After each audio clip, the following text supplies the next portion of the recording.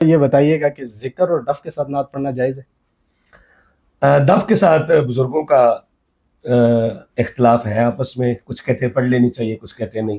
ٹھیک ہے، ذکر کے ساتھ میرا خیال ہے نہیں پڑھنی چاہیے، نہیں پڑھنی چاہیے، نہیں پڑھنی چاہیے، ٹھیک ہے. چونکہ اس پہ بہت سارے مفتیان نظام کا، بلکہ تقریباً 95% کا، بلکہ 100% ہی کر لیں آپ، ان کا علی بھائی فتویٰ ہے. ذکر تو اللہ کا نام لیا جاتا ہے، یہ لیکن وہ کہتے ہیں کہ یہ جو بیٹ بنائی جاتی ہے، جس میں ردم ایک رکھا ایک ردم بنایا جاتا ہے اور باقاعدہ پھر وہ ایک نام اللہ کا استغفر اللہ بگاڑ کے لیا وہ تو جاتا ہے، ایسے ہی ہے. تو اس سے پھر مفتیان نظام منع کرتے ہیں.